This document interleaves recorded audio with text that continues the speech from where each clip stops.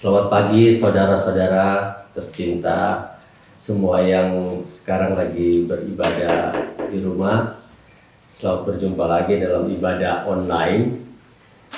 Saya hari ini akan bagikan satu firman Tuhan yang saya beri judul Total Freedom in Christ, atau kebebasan, kemerdekaan penuh di dalam Kristus. Saya akan mulai dengan satu bayangan, satu imajinasi, supaya kita bisa dapat membayangkan situasi yang kita akan bahas dalam firman Tuhan hari ini. Saudara membayangkan seseorang yang dihukum dalam penjara, hukumannya adalah hukuman mati atau hukuman seumur hidup untuk menantikan satu eksekusi. Tidak ada hal apapun yang dapat meringankan hukumannya. Mungkin dia adalah seorang pembunuh berantai, mungkin dia seorang bandar narkoba yang besar sehingga dia dihukum mati, dan tidak ada satu hal apapun yang membuat dia dapat diringankan untuk dia dibebaskan. Nah, akhirnya dia harus menjalankan kehidupan. Dia harus hidup dalam penjara yang, ya kita tahu semua penjara tidak ada yang baik, yang mungkin dalam satu tempat yang sangat sempit dan kotor, dan atau dia sangat banyak orang yang ada dalam penjara tersebut. Jadi hari demi hari, tahun demi tahun dia jalani dengan penderitaan. Nah, satu waktu ada pemeriksaan ulang, dan kemudian presiden akhirnya turun tangan memeriksa, dan dia mendapat yang namanya grasi. Ya, grasi artinya satu pemberian dari orang yang paling tinggi di negara tersebut, atau di Indonesia misalnya, Jokowi memberikan grasi. Nah, dia akhirnya bebas. Nah, hari pembebasan dia adalah hari yang sangat berbahagia bagi dia, karena dia akan merasa merdeka sekali dari hukuman ini. Dan mungkin ada banyak orang yang siap untuk menerima dia kembali, atau banyak wartawan-wartawan yang akan datang untuk meliput pembebasan dia.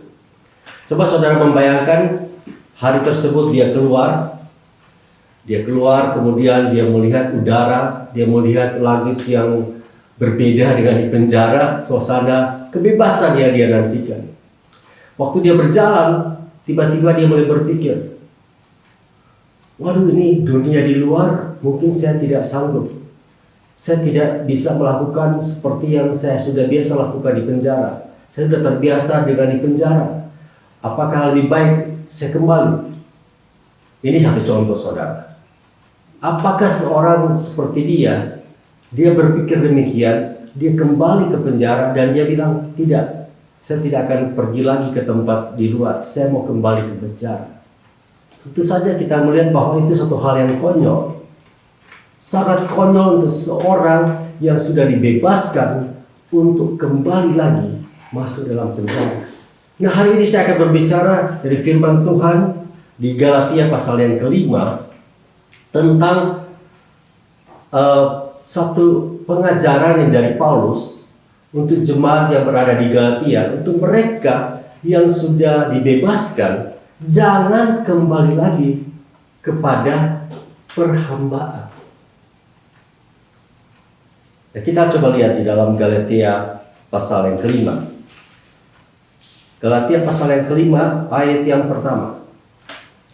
Dikatakan, supaya kita sungguh-sungguh merdeka, Kristus telah memerdekakan kita. Karena itu berdirilah teguh dan jangan mau lagi dikenakan kuk perhambaan. Itu dalam bahasa terjemahan baru, bahasa Indonesia sehari-hari. Kita sekarang bebas sebab Kristus sudah membebaskan kita. Sebab itu pertahankanlah kebebasanmu dan jangan mau diperhamba lagi. Terjemahan baru memakai kata kita sungguh-sungguh merdeka. Dalam bahasa Indonesia sehari-hari dikatakan kita sekarang bebas. Sama-sama. penting. Kita merdeka itu menunjukkan satu kebebasan yang sangat luar biasa, seperti Indonesia merdeka. Bebas, bebas penuh, tidak ada lagi penghambaan, tidak ada lagi penjajahan, tidak lagi ikatan, tidak ada lagi kurungan. Saya bebas. Seharusnya seorang Kristen yang sudah dibebaskan oleh Kristus, dia merasakan kebebasan penuh. Kristus telah membebaskan kita dari hukum dosa. Karena dia mati di kayu salib untuk membebaskan kita. Dan kita sudah merdeka. Jadi yang membuat kita diperham lagi adalah diri kita sendiri. Dikatakan, jangan mau lagi dikenakan hukum perhambaan, atau sebab itu pertahankanlah kebebasanmu, jangan mau diperhamba lagi. Kita yang menjadikan diri kita diperhamba lagi, padahal kita sudah dibebaskan. Nah, apa maksudnya ini semua? Saya ingin kita sedikit memperhatikan konteks surat kepada Galatia ini, atau surat Petrus, Rasul Paulus kepada jemaat di Galatia ini. Ini sudah ditulis lama, kira-kira menurut sejarah tahun 49. Nah, ini adalah kira-kira 14 atau 15 tahun sesudah Yesus naik sorga. Jadi suatu waktu yang cukup lama daripada Paulus yang dikatakan juga dia bertemu dengan Tuhan Yesus dalam satu penglihatan. Kemudian dia melayani kira-kira 14-15 tahun. Jadi sudah cukup lama. Dan dia menulis surat ini kepada jemaat di provinsi Galatia. Provinsi Galatia itu adalah provinsi yang berada dalam wilayah Romawi. Dalam kunjungan Paulus yang pertama, atau kegiatan misionari yang pertama, dia hanya berkunjung di daerah-daerah yang berada di provinsi Galatia. Ya, misalnya kalau kita lihat di peta, dia berkunjung ke daerah-daerah Antioquia, Pisidia, Iconium, Derbe, Listra, dan dia balik lagi di situ. Itu daerah-daerah yang ada di Galatia. Nah, dia membangun jemaat di sini, dia menyampaikan firman dan mereka menjadi percaya. Kemudian dia pergi. Nah, waktu dia pergi, orang-orang di sana, orang-orang di Galatia, mengikuti petunjuk yang diajarkan oleh Paulus, yaitu mereka hidup di dalam iman. Mereka tahu mereka dibenarkan karena kasih karunia, dan hanya oleh iman mereka diselamatkan, mereka dibenarkan, dan mereka sedang berjalan dalam iman demi iman dalam kehidupan sehari-hari, sama seperti seorang pelari yang sedang memandang kepada Yesus, berlari dalam hidup oleh iman.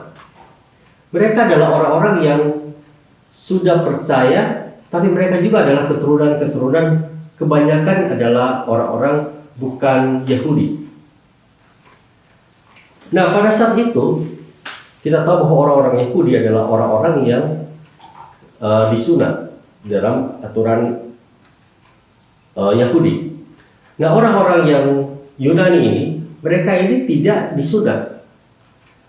Kemudian waktu dia pergi, ada orang-orang masuk, ya menyusup di dalam jemaat-jemaat Galatia, dan mereka mulai mengajar sesuatu yang berbeda dengan apa yang Paulus ajarkan. Yang mereka ajarkan bahwa mereka tetap harus disunat.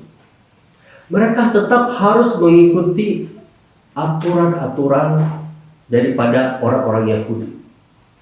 Mereka hidup, walaupun mereka sudah percaya, mereka harus kembali kepada hukum ini, harus lakukan ini, harus makan yang begini, harus menyembah ke sana, dan sebagainya, dan banyak aturan demi aturan. Jadi artinya hukum Taurat mereka harus lakukan juga.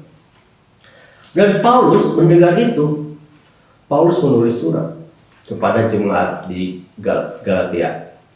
Dia dengan tegas, dengan satu perkataan yang sangat-sangat menentang kepada orang-orang yang mengajarkan demikian, supaya mereka kembali kepada Injil yang benar, Injil kasih karunia, Injil di mana kita hanya hidup dibenarkan oleh iman dan hidup juga dikuduskan hari demi hari di dalam iman. Dan jemaat di Galatia ini sempat juga dihasut untuk meragukan status rasul daripada Paulus. Akhirnya Paulus menuliskan kitab Galatia ini. Jadi kita lihat bahwa kitab Galatia pasal yang kelima ada hubungan dengan pasal-pasal sebelumnya, karena ini satu keutuhan. Kita perlu perhatikan semuanya. Bagaimana Paulus menulis sebelumnya, pasal yang pertama tentang bagaimana dia memberi salam dan sebagainya, tapi dia juga menunjukkan bahwa dia adalah rasul benar-benar yang benar-benar bertemu dengan Tuhan Yesus, dikhususkan untuk melayani oleh Kristus sendiri, dan juga dia adalah seorang yang bertemu dengan para rasul yang dikenal seperti Petrus, kemudian Yakobus.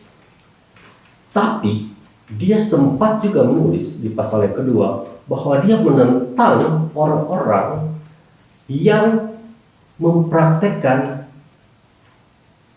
satu kehidupan di mana mereka harus ikut budaya Yahudi walaupun mereka sudah Kristen. Dia bahkan menentang kepada Petrus. Dia menentang Petrus. Dia bilang, ini Petrus, kamu berlaku munafik.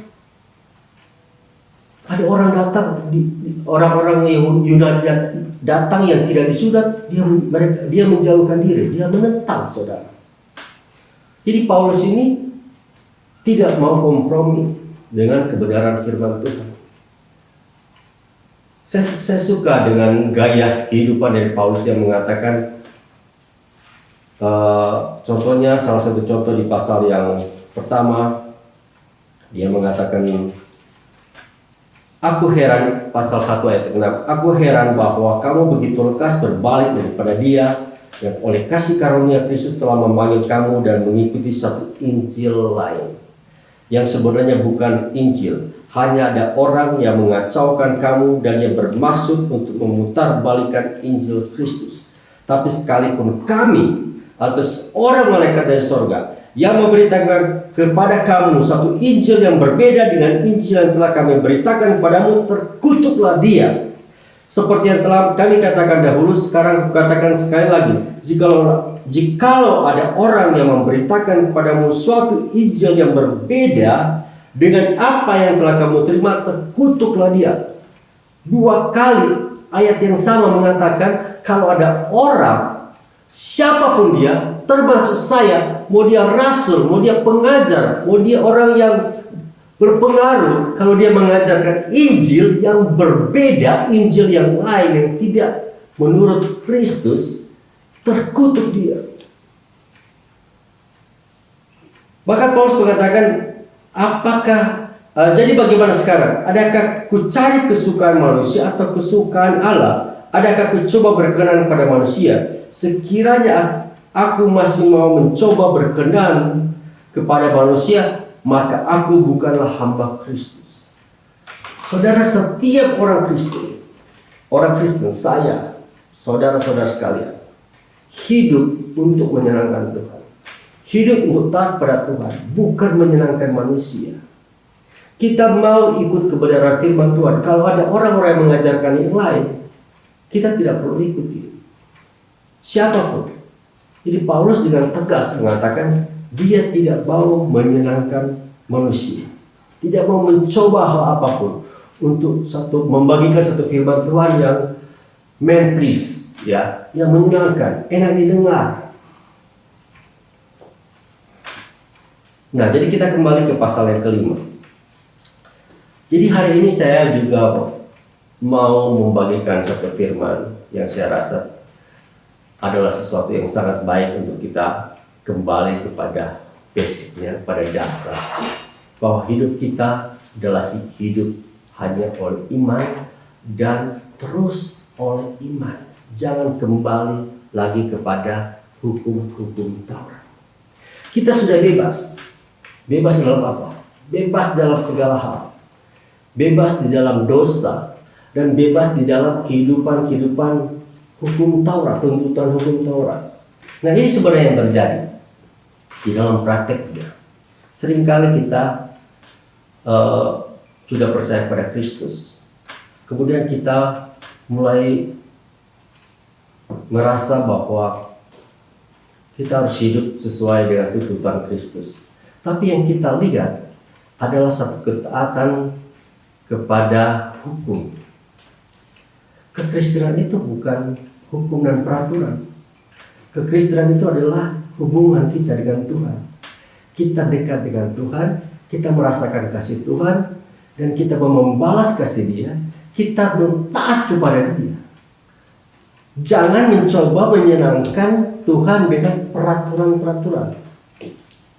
Saudara memuji Tuhan, jangan saudara berpikir, kalau saya memuji Tuhan, Tuhan lebih senang. Saya berdoa, wah Tuhan senang saya berdoa. Saya melakukan ini, wah Tuhan senang. Tapi kalau saudara tidak melakukan, saudara rasa tertuduh. Wah saya tidak bisa melakukan ini. Saya tidak memuji Tuhan dengan sebaiknya. Saya gagal. Saya banyak melakukan dosa.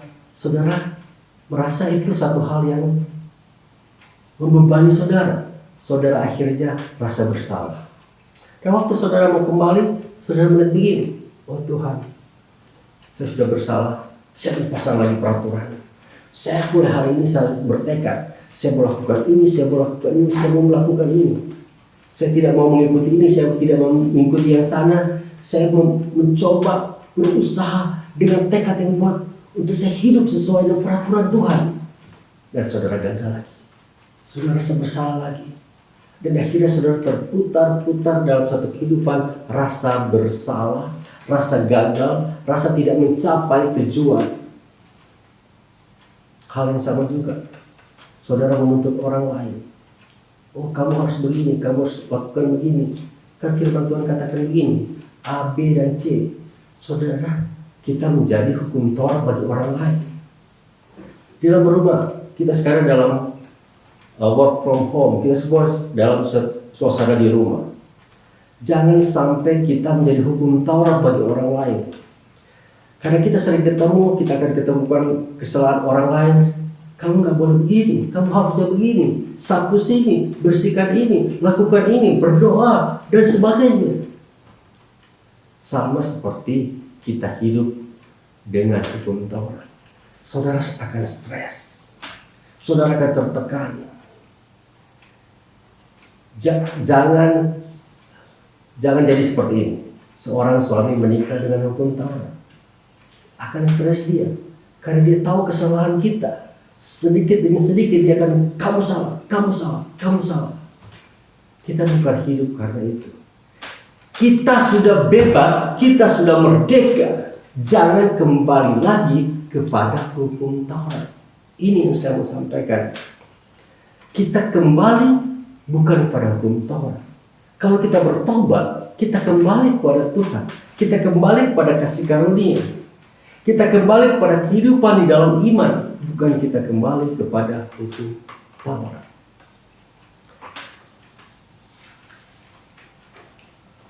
Kalau kita perhatikan di Galatia yang pasal yang kelima tadi, Paulus mengatakan di ayat yang kedua, sungguhnya aku Paulus berkata, jikalau kamu menunaikan dirimu, Kristus sama sekali tidak akan berguna.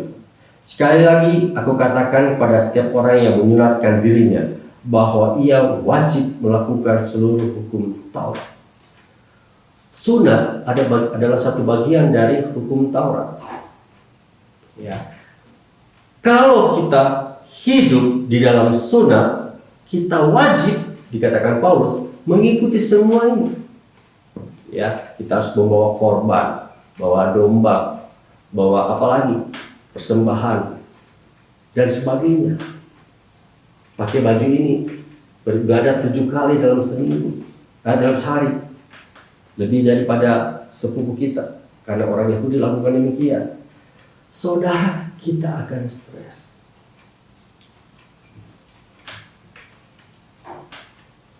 Tapi yang sebenarnya harus terjadi adalah pasal yang kelima. Sebab oleh roh dan karena iman, kita menantikan kebenaran yang kita harapkan. Jadi sebenarnya kehidupan itu adalah kehidupan dalam roh dan kehidupan di dalam iman. Itu sebenarnya yang kita harus kembali. Paulus juga mengatakan ayat ke-6, sebab bagi orang-orang yang ada dalam Kristus Yesus, hal bersunat, tidak bersunat tidak mempunyai suatu arti, hanya iman yang bekerja oleh kasih. Kembali lagi kepada iman. Tidak bersunat, bersunat tidak ada artinya apa-apa. Nah, kemudian Paulus mengatakan demikian. Dahulu kamu berlomba dengan baik. Siapakah yang menghalangi kamu sehingga kamu tidak menuruti kebenaran lain? Apa maksudnya ayat ini? Ayat ini mengatakan kita sedang berlari. Dulu kita berlari dalam iman. Kemudian ada orang yang mulai datang menghasut. Ya, ayat 8. Ajakan untuk tidak menurutinya lagi bukan datang dari Dia yang memanggil kamu. Ada orang yang menghasut atau ada orang yang mengajarkan untuk kembali kepada hukum Taurat, bukan dari Tuhan. Sedikit lagi sudah mengkamirkan seluruh adonan. Hati-hati. Mulai dengan kedagingan, mulai dengan hukum, itu akan merembet kemana-mana. Ya. Kita lihat bagian yang ayat yang ke-12. Baiklah mereka yang menghasut kamu itu mengebirikan saja dirinya. Paulus sangat sadis dalam tanda kutip untuk berbicara, untuk jangan menyesatkan orang-orang untuk kembali kepada kehidupan hukum. Saudara, kita hidup hanya di dalam iman. Nah, itu satu ekstrim yang lain. Satu ekstrim di mana kita sudah hidup dalam Tuhan, kita kembali lagi kepada hukum Taurat. Sekarang saya mau kita lihat bahwa kita bisa jatuh pada ekstrim yang lain. Bahwa ekstrim yang mengatakan kita sudah dibenarkan, kita sudah dibebaskan, sekarang kita melakukan dosa saja. Karena kalau kita sudah dibenarkan, kita melakukan dosa, pasti kita sudah dibenarkan. Paulus mengatakan ayat 13. Saudara-saudara, memang kamu telah dipanggil untuk merdeka, tapi janganlah kamu mempergunakan kemerdekaan itu sebagai kesempatan untuk kehidupan di dalam dosa, melainkan layanilah seorang akan yang lain oleh kasih. Iblis suka mendorong orang dalam dua posisi, ya. Satu posisi terlalu ujung ke kiri ekstrim, satu posisi ekstrim ke kanan.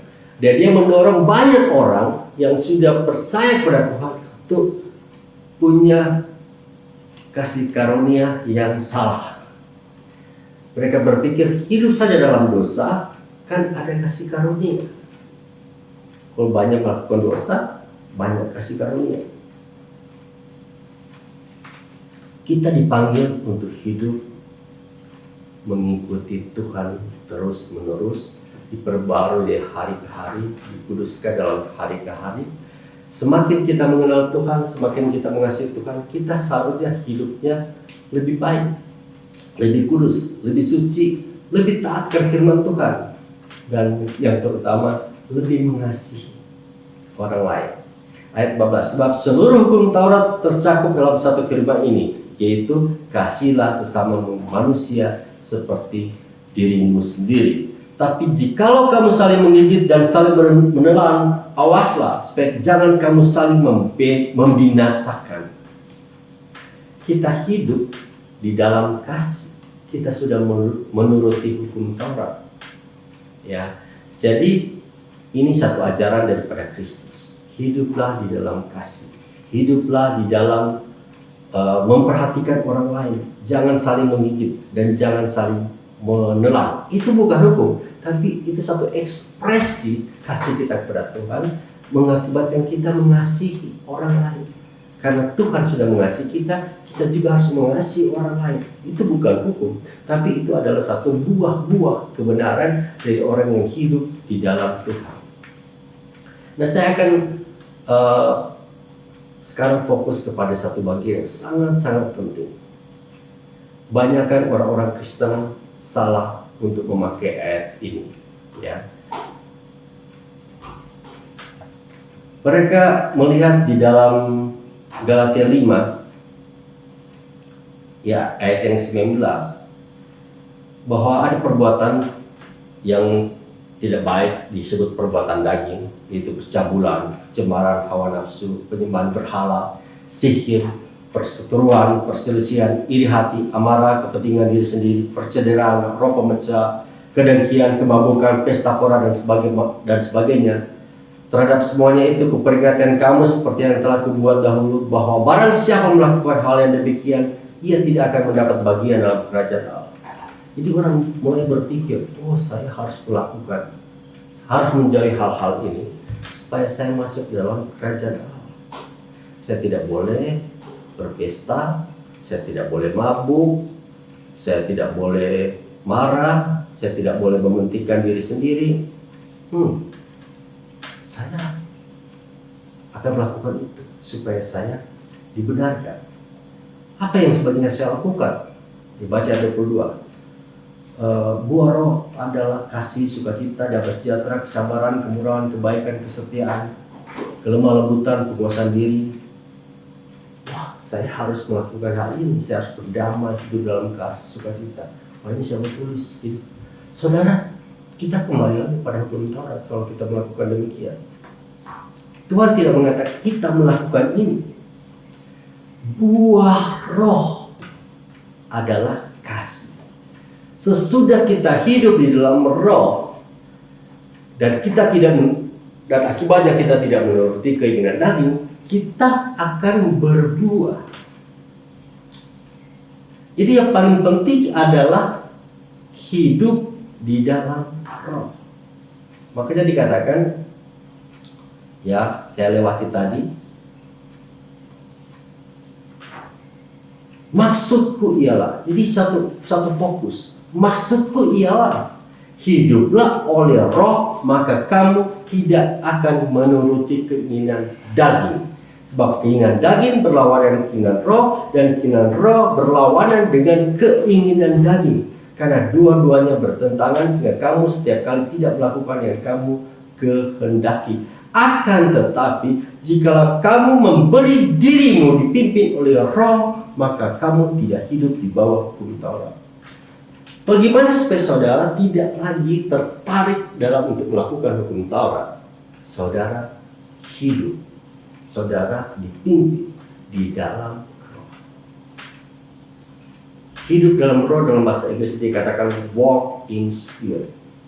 Dipimpin di dalam roh artinya led by the Spirit. Kehidupan kita yang paling penting sekarang bukan mengikuti hukum Taurat, hukum-hukum, tapi membiarkan diri kita dipimpin oleh Roh Kudus. Bagaimana supaya caranya kita dipimpin oleh Roh Kudus? Untuk orang dipimpin oleh Roh Kudus, pertama tentunya dia harus lahir baru.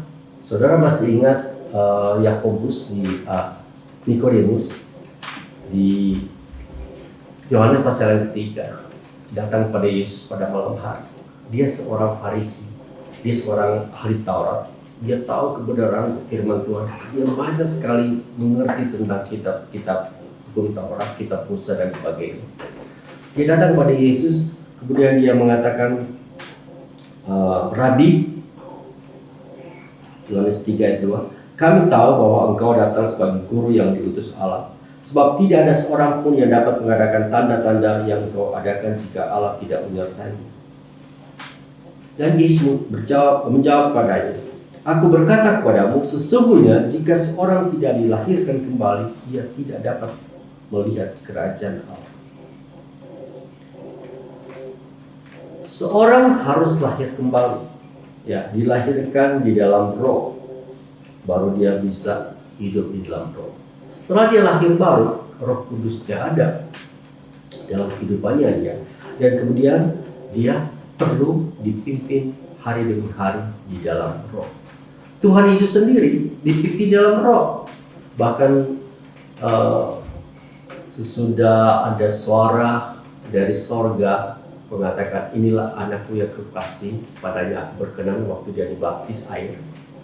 Dikatakan firman Tuhan, Yesus dipimpin oleh roh dan dibawa ke padang gurun selama 40 hari, 40 malam, dan dia berpuasa di sana. Dipimpin roh bukan suatu hal yang dimana kita dalam kondisi yang baik-baik saja, sama seperti Yesus bisa dibawa dalam padang gurun. Tidak penting kita berada di mana, yang penting kita dipimpin oleh roh.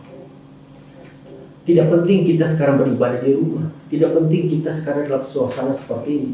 Kalau kita dipimpin oleh roh, tidak ada masalah. Ini sangat penting, saudara. Apa artinya dipimpin oleh roh?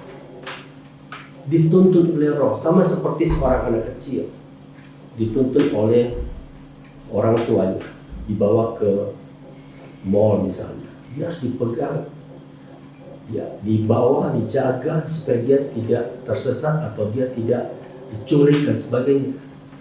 Waktu dia belum bisa memilih melakukan sesuatu, dia dituntun, diarahkan. Demikian juga seorang gembala yang menuntut domba-dombanya. Gembala yang baik adalah gembala yang menuntut domba-dombanya. Dibawa dalam padang rumput, dibawa dalam air, dibawa melewati lembah kekelaman. Tidak masalah dia berada di mana, yang penting dia dituntun oleh gembala. Kita ini sekarang harus setiap hari, setiap saat, apapun yang terjadi, membiarkan diri dipimpin oleh Roh Allah. Saya pernah satu waktu berada di waktu liburan di Eropa, karena waktu itu saya kuliah di sana. Itu adalah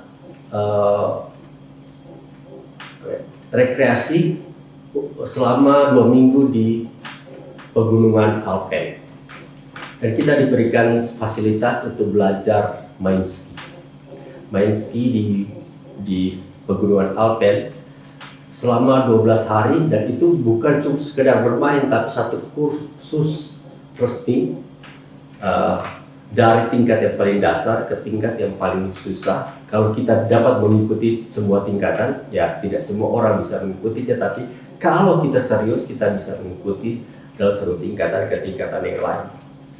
Dan menarik bahwa di dalam pelajaran ski itu, tingkat yang paling dasar adalah tingkat di mana kita dikasih peralatan, kemudian kita ditaruh di satu tempat yang ada salju yang seperti gunung, bukit ya, seperti itu, yang luas, tidak ada jurang, semuanya luas dan saljunya sangat empuk. Kemudian kita belajar, hari pertama adalah belajar jatuh. Ya, menarik, belajar jatuh. Bagaimana jatuh yang aman? Karena setiap pemain ski pasti jatuh. Dia berhentinya kebanyakan jatuh.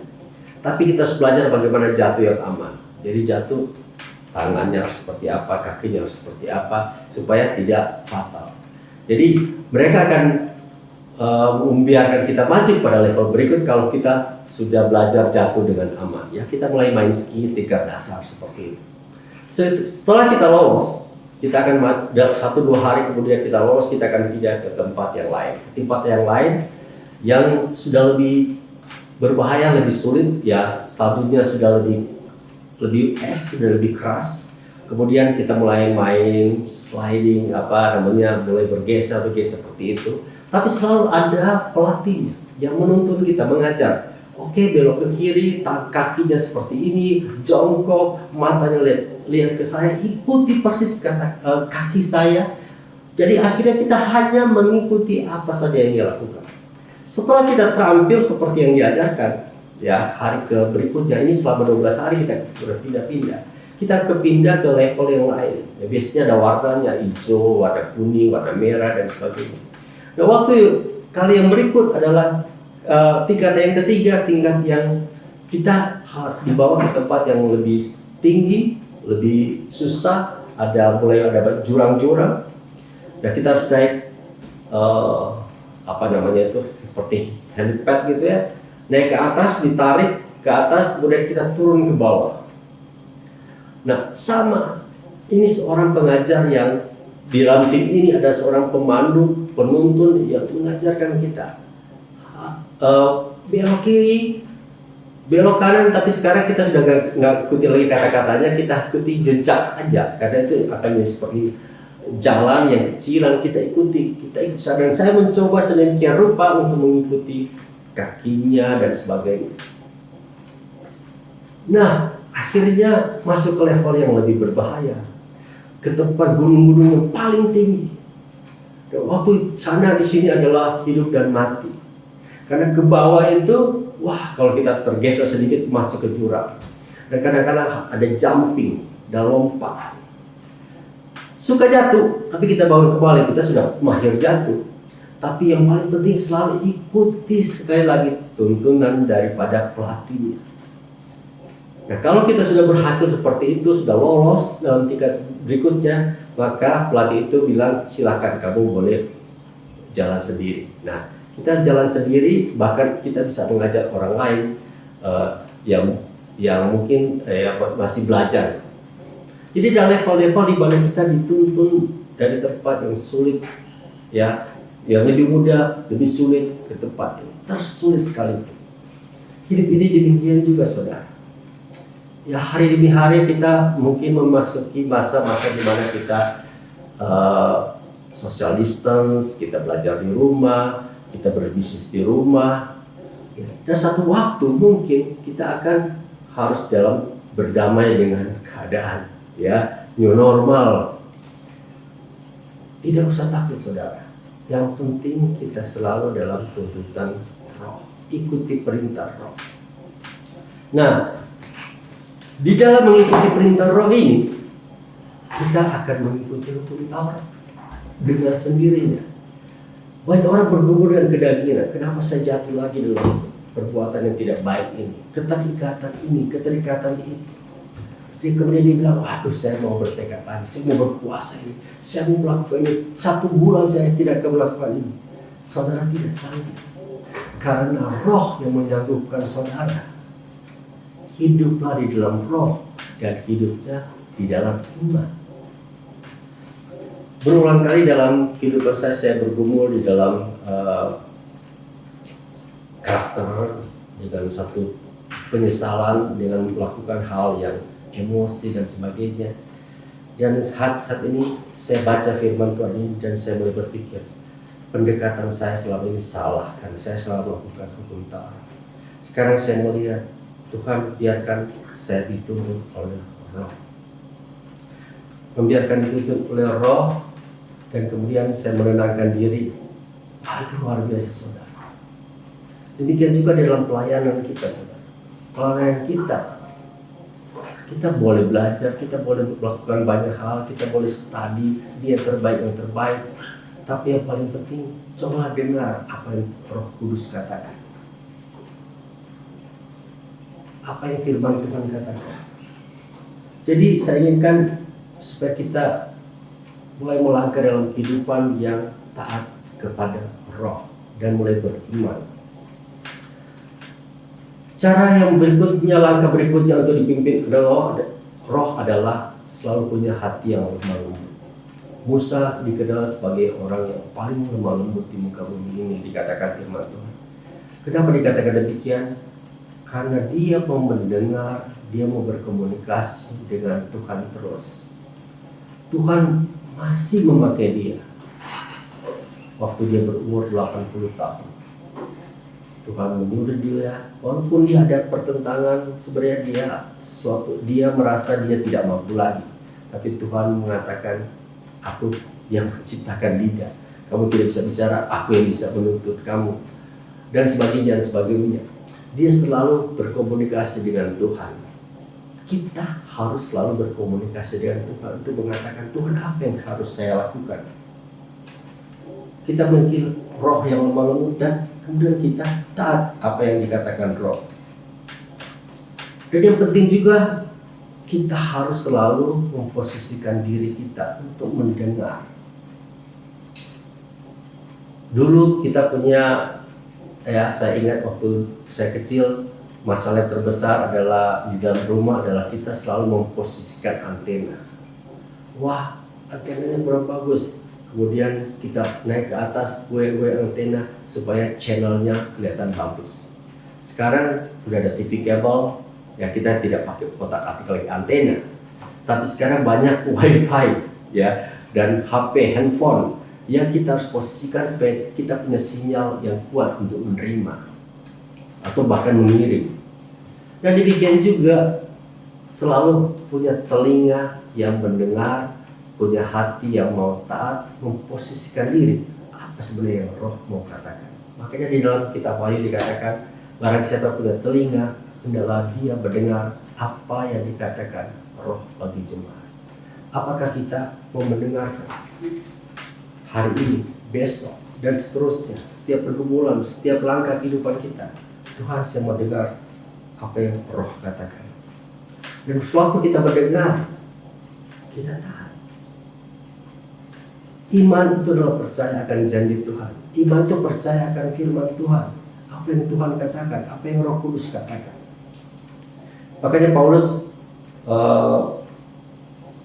mengatakan ini bagian terakhir yang saya mau katakan di Galatia 2 ayat 20. Paulus mengatakan demikian. Namun aku hidup, tapi bukan lagi aku sendiri yang hidup, melainkan Kristus yang hidup di dalam aku. Dan hidupku yang kuhidupi sekarang di dalam daging adalah hidup oleh iman dalam Anak Allah yang telah mengasihi aku dan menyerahkan dirinya untuk aku. Hidup di dalam roh adalah hidup di dalam Kristus yang berada dalam diri kita. Ini adalah janji firman Tuhan pada setiap kita, pada setiap orang percaya, bahwa Dia akan menyertai kita selama-lamanya. Saudara-saudara, mari kita satu di dalam doa. Saya mau menantang Bapak Ibu saudara-saudara sekalian untuk mengamini Galatia 2:20 ini. Sama seperti Paulus, marilah kita mengatakan kepada Tuhan, Tuhan, saya mau hidup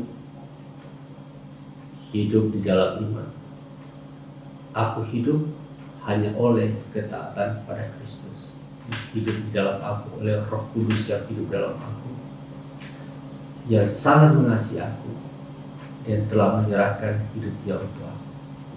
Bapakku berdoa untuk setiap kami, termasuk hamba-Mu, supaya kami semua memiliki hati yang sama seperti Rasul Paulus, bahwa kami mau hidup hanya oleh iman kepada Engkau dan Roh-Mu yang kudus yang hidup di dalam kami. Engkau telah mengasihi kami, Engkau telah menyerahkan hidup-Mu untuk kami, supaya kami hidup di dalam kebenaran, supaya kami hidup di dalam iman, supaya kami memiliki kehidupan yang kekal. Kami tidak mau kembali lagi terikat kepada hukum Taurat, kepada hal-hal di mana mau selamat, mau jadi baik untuk peraturan-peraturan, tapi kami mau hidup dalam mengasihi Engkau, dan kami mau hidup untuk berbuat sesuai dengan apa yang Roh Kudus lakukan dalam kehidupan kami. Kami percaya Tuhan, kami bisa hidup hanya oleh tuntutan Roh-Mu setiap hari, setiap detik. Jadikanlah kami hamba yang taat dalam kebenaran, taat di dalam firman, taat dalam tuntunan Engkau sebagai Gembala yang agung, dan kami adalah domba-domba. Di dalam nama Yesus Tuhan dan Juru Selamat kami yang hidup, kami berdoa. Amin.